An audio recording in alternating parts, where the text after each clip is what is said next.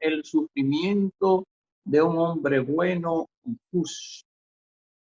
Realmente, cuando el mal le llega a una persona desobediente a Dios, cuando el mal le llega a un político corrupto que se ha robado los fondos del Estado, los fondos para construir hospitales, escuelas y obras de bien social, nos alegramos. Pero esta es una situación totalmente distinta. El caso de Job era el caso de un hombre que no le robó a nadie, ni al Estado, ni al amigo, ni a nadie con el cual hiciera negocios. Un hombre, como dice la Escritura, bueno y justo. Y ahí viene entonces la preocupación, el análisis, a veces la duda, el paradigma. En la vida de Job existió primero un periodo de prosperidad. Este periodo es la primera etapa que destaca en el libro de Job. La leemos en el libro de Job, el capítulo 1, y los versículos 1 hasta el 5, donde dice: hubo en tiempo de Uz un varón llamado Job, y era este hombre perfecto y recto, temeroso de Dios y apartado del mal. Y le nacieron 7 hijos y 3 hijas. Su hacienda era de 7,000 ovejas, 3,000 camellos, 500 yuntas de bueyes, 500 asnas y muchísimos criados. Y en aquel varón más grande que todos los orientales era Job. E iban sus hijos y hacían banquetes en sus casas, cada uno en su día, y enviaban a llamar a sus 3 hermanas para que comiesen y bebiesen con ellos.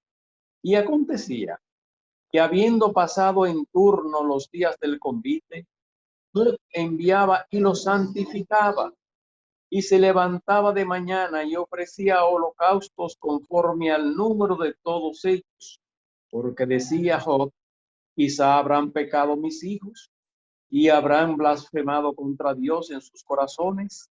De esta manera hacía, dice, todos los días.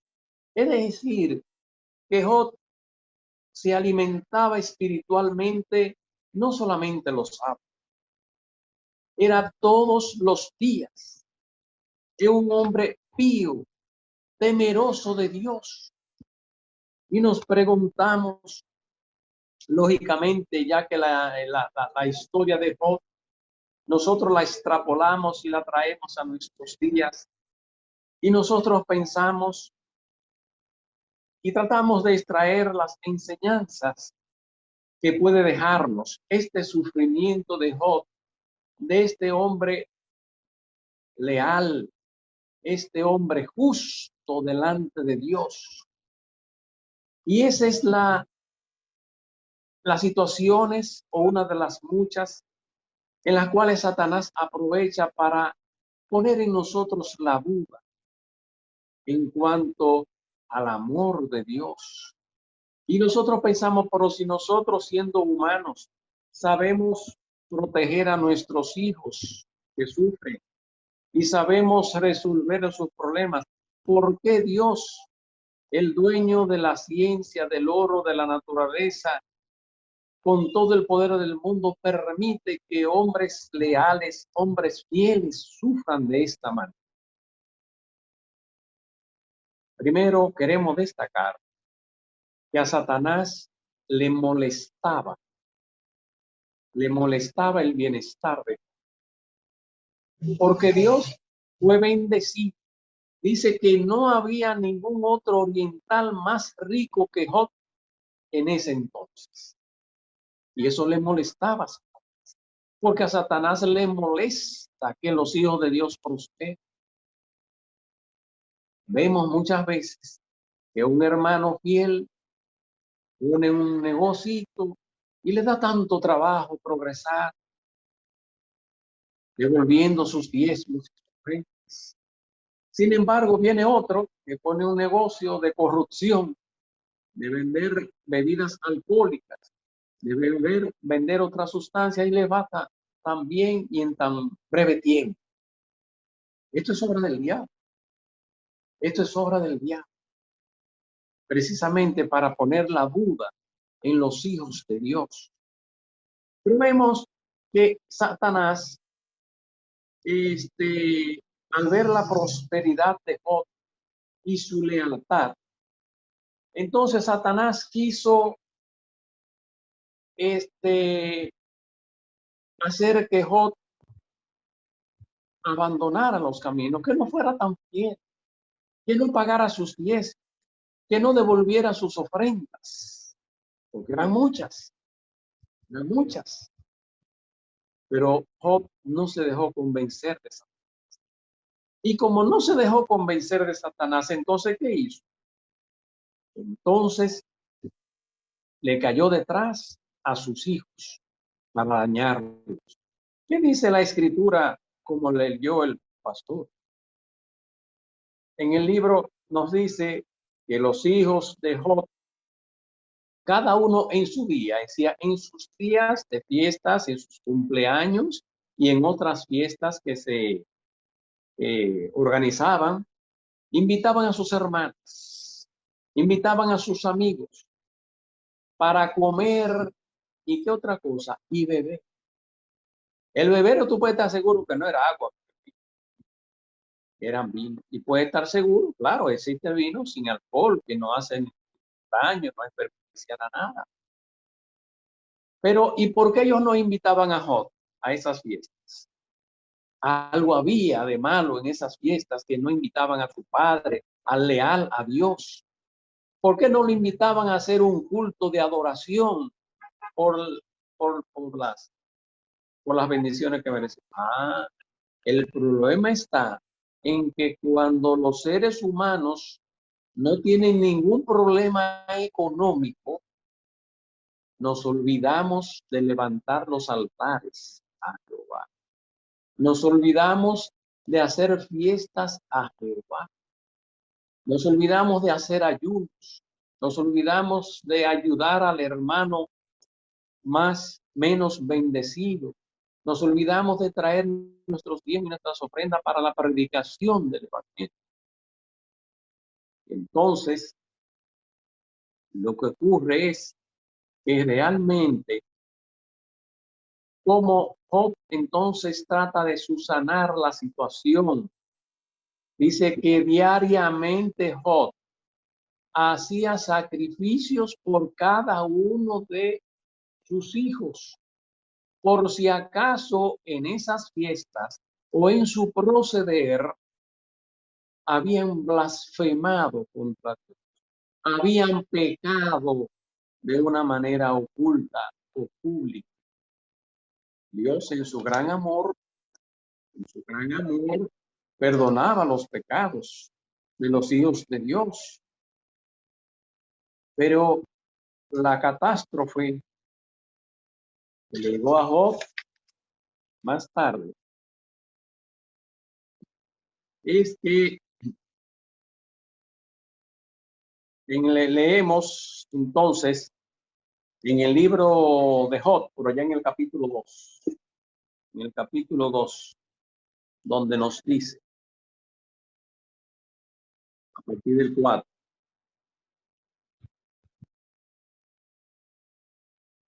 respondiendo Satanás, digo a Jehová, en ese conversatorio que hubo entre Dios y Satanás, donde Dios le dice a Satanás, viste a mi siervo Job, varón perfecto, como quien dice, ¿por qué tú no saliste a Job? ¿Por qué tú no eres como Job? Dice Satanás, respondió Satanás y dijo a Jehová, piel a piel, todo lo que el hombre tiene dará por su vida, pero que extienda ahora su mano y toca su hueso y su carne, y verás si no blasfema contra ti en tu misma presencia. Y Jehová dijo a Satanás, he aquí, él está en tu mano, mas guarda su vida. Entonces salió Satanás de la presencia de Jehová e hirió a Job con una sarna maligna desde la planta del pie hasta la coronilla de la cabeza. Y tomaba Job un tiesto para rascarse con él, y estaba sentado en medio de ceniza. Entonces le dijo su mujer: ¿aún retienes tu integridad? Maldice a Dios y muere. Y él le dijo: como suele hablar cualquiera de las mujeres fatuas, has hablado, que recibiremos de Dios el bien y el mal no lo recibiremos. En todo esto no pecó Job con sus labios. Vemos, señores, que aún en esta circunstancia en la cual Dios le da el permiso a Satanás para que lo pruebe, porque Dios sabía que Job iba a dar la batalla. Dios sabía que esos días en los que tantos días que Dios dedicaba a la oración, a hacer los holocaustos y sacrificios a Jehová, le iba a dar la suficiente fortaleza para salir victorioso, no importa los daños materiales que Satanás le presenta. Entonces viene ahí, pasa entonces de la primera etapa de prosperidad, de bienestar, a una etapa de sufrimiento. También al cristiano en nuestros días le llegan sus etapas de sufrimiento, de dolor, donde tiene la tendencia o la tentación a desconfiar de Dios. Fíjese, como leímos en el versículo 9, donde dijo, entonces su mujer le dijo: aún conserva tu integridad, maldice a tu Dios y muérete. ¿Qué significa? La esposa de Job, su compañera, está culpando a Dios de esa enfermedad. Le está culpando a Dios. Sin embargo, Job se mantiene firme. Cuando Job le dijo: ¿cómo habla cualquier mujer necia has hablado? Aceptaremos el bien de Dios, es decir, aquella prosperidad en la cual era dueño de tantos camellos, de tantos animales y de tantos empleados, ahora cae en la miseria, cayó posteriormente por obra de Satanás, que destruye a sus hijos, que destruye la mayoría de sus ganados, la mayoría de sus siervos, ¿verdad? Fueron destruidos por Satanás después que Dios le dio el permiso para que afectara materialmente a Satanás, a Job. Entonces, esta es una lección que Dios nos quiere dar a todos nosotros. No pueden ayudarnos suficientemente en el sufrimiento los seres humanos, aunque lo quisieran. No alcanza la ayuda verdadera. La ayuda verdadera, Señor, está en la presencia de Dios, en su fuerza. Muchas veces nos quejamos: estuve enfermo y el pastor no vino a visitarme. ¿Qué importa que no fuera ni el pastor ni el anciano? Su fuerza, su fortaleza está en Dios. Su fuerza, su fortaleza está en los holocaustos que en su habitación, en el lecho del dolor, usted haga hacia su Dios. Si el pastor no dé tiempo, no se ponga a estar chismeando con eso. El pastor que tiene que estar ahí a su lado es Dios. El pastor también tiene su sufrimiento, tiene sus momentos en que el diablo quiere intenta tambalear su fe como todo ser humano.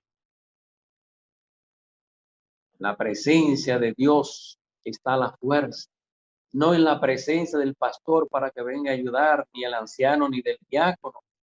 Su consuelo está en Dios. Él es el único que puede dar salida real a los sufrimientos, a las enfermedades que sufren los hijos de Dios en esta tierra. También dice la historia, viene otra situación. Vinieron 3 amigos para ayudarlo, pero una ayuda entre comillas. Amigos que eran ricos, no tanto como Job, eran ricos, pero eran muy ricos. Y ellos se pusieron de acuerdo y fueron a visitar a Job. Pero esta visita de Job, lejos de ser para fortalecerlo, resultaron ser una fatiga. Sus palabras eran molestas, sus palabras eran negativas, porque sus palabras eran acusatorias. Ustedes, amigos de Job, vamos a suponer, vamos a hacer conjeturas, se enteran de la desgracia de Job, llamados Elifaz, Bildad y Zofar. Vienen a aparecer de otras ciudades, porque no vivían en la misma ciudad donde vivía Job. Entonces, vienen donde Job. Hasta ahí todo marcha bien, todo marcha bien. Tratan de buscarle, los amigos de Job, una razón a la situación de enfermedad, de prueba por la cual está pasando. Ellos, señores, como hijos de Dios debemos cuidarnos de querer siempre entender a Dios. Nosotros nunca vamos a tener la capacidad de poder entender la majestuosidad de los razonamientos divinos. ¿Cuál fue el enfoque al cual ellos llegaron? Yo me imagino esos tres amigos de Job, antes de entrar a la casa de Job, se pondrían entre ellos a chismear, como decimos los dominicanos. Yo sé que por lo menos uno de ellos, me imagino, diría, bueno, señores, este hombre que es tan santo, nosotros no es que seamos depravados, pero no somos tan santos como Job. Nosotros no diezmamos, nosotros no devolvemos las partes que corresponden. Sin embargo, nunca a ninguno de nosotros nos ha llegado una situación de desastre como la que le ha llegado a Job. Entonces dice otro, bueno, entonces significa uno que es más cristiano.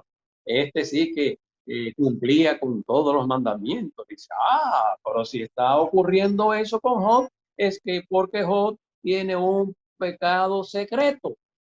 En algo está Job pecando. Y él va a tener que confesarnos, vamos a interrogarlos, vamos a hacerle reflexionar y convencer a Job de que ese pecado secreto en el cual debe estar Job, él tiene que abandonar. Si Job cayó en desgracia, es porque pecó. Se convencieron ellos. El culpable de su situación es el mismo. Debe arrepentirse para no ser castigado. Hermano, eso también ocurre en nuestro tiempo.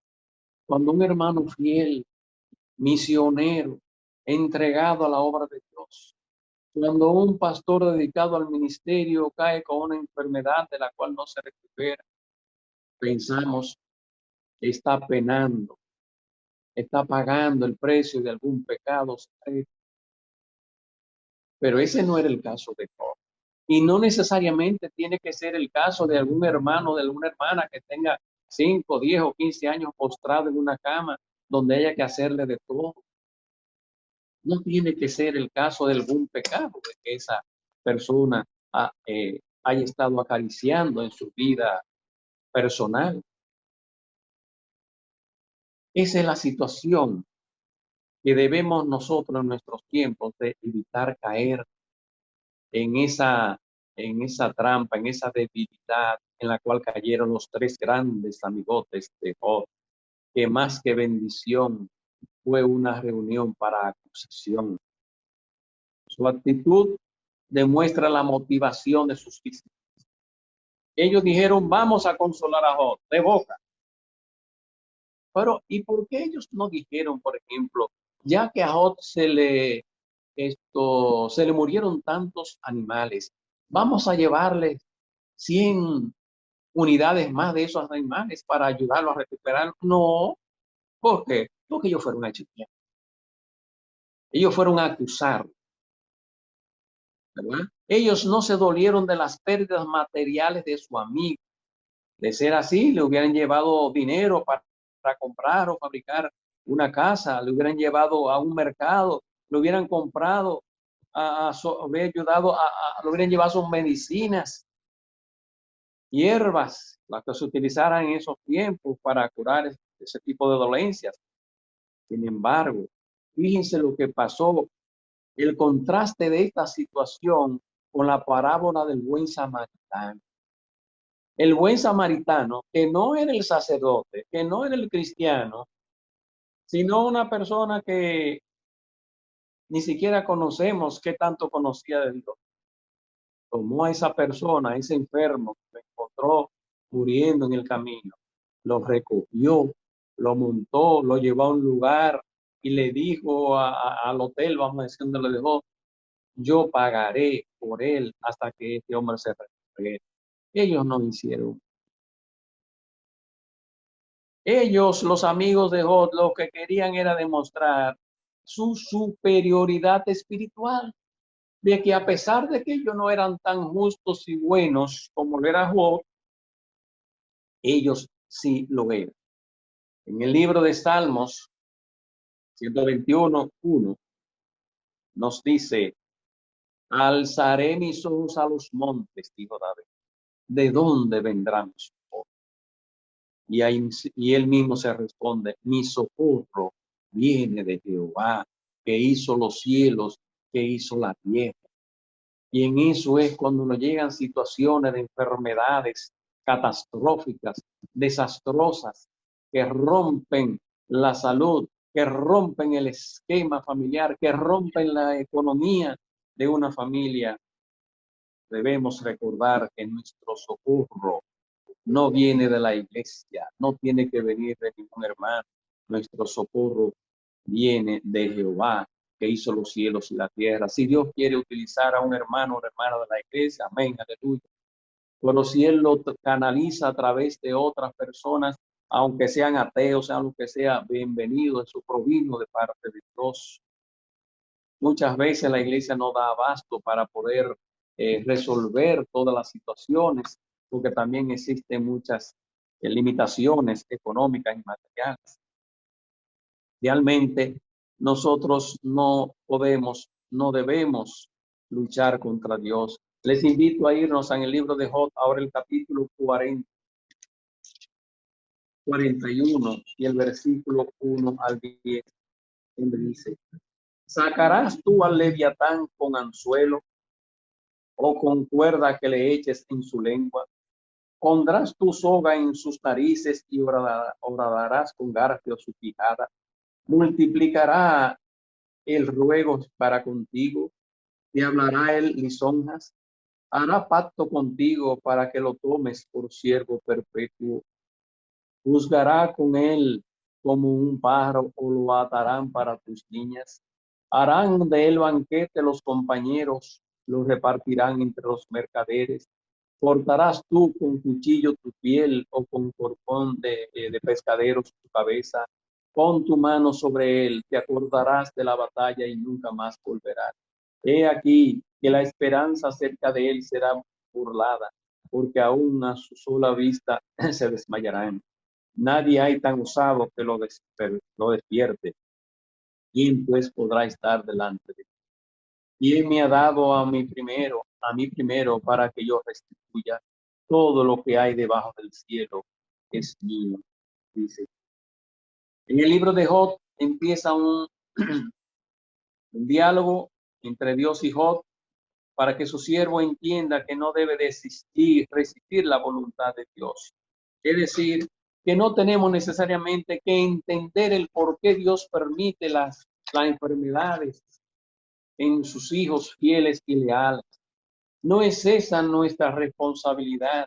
Nuestra responsabilidad se encuentra en el libro de Santiago, capítulo 4, versículo 7, donde dice, voy a leerles, someteos pues a Dios y resistid al diablo y éste huirá de vosotros.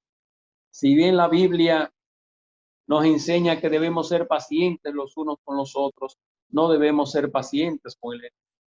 Primera de Pedro 5:9 dice, al cual debemos resistir firmes en la fe. Y es muy importante, resistamos al diablo, evitemos los malos entendidos. Cuando el enemigo ataca, de inmediato debemos comenzar alabar a Dios. Cuando nos vienen esas pruebas difíciles, alabemos a Dios. De esta manera estamos resistiendo al enemigo. Cuando dice mentiras, nosotros debemos hablar la verdad. En el mismo momento en que percibimos un ataque, debemos acercarnos más a Dios y orar más. Pero también lo primero es aceptar la perfecta voluntad de Dios. Si un hijo de Dios ha caído en una enfermedad, en una desgracia, algo bueno se sacará de eso. ¿Cuándo? No lo sabemos. En el presente, en el futuro, no lo sabemos. La etapa del sufrimiento, luego del sufrimiento, entonces viene la alegría. Para los que confían en el Señor, todas sus cosas, al fin y al cabo, terminarán en victoria. Después del sufrimiento de Job vino una serie de cosas muy interesantes. Autoridad espiritual, prosperidad, familia renovada y larga vida. Fueron pues, en el capítulo de Job 42:10 dice, y quitó Jehová la aflicción de Job, oiga bien, y quitó Jehová la aflicción de Job, cuando él hubo orado por sus amigos y aumentó al doble todas las cosas que había sido. Y a partir de ahí, cuando Dios restituye a Job, Dios le volvió a dar el doble de los animales, el doble de los trabajadores, el doble de los hijos que tenía o una mayor cantidad de los anteriores que tenía. Y bendijo Jehová el postrer estado de Job más que el primero, porque tuvo más ovejas, más camellos, más bueyes y nuevos hijos. Y las nuevas hijas, tuvo 7 hijos y 3 hijas. Realmente, y no había mujeres, dice la Biblia, tan hermosas como las nuevas hijas de Job en toda la tierra. Y dio su padre herencia entre sus hermanos. Nuestra vida, queridos hermanos, está en la mano del Señor. Todo nos ayuda para los que aman a Dios, aún las adversidades, aún las enfermedades. Dice Salmo 37:37. Considerad al íntegro y mira al justo, porque hay un final dichoso para los hijos y los hombres de paz. Bendiciones y que continúen teniendo un feliz sábado. Bye.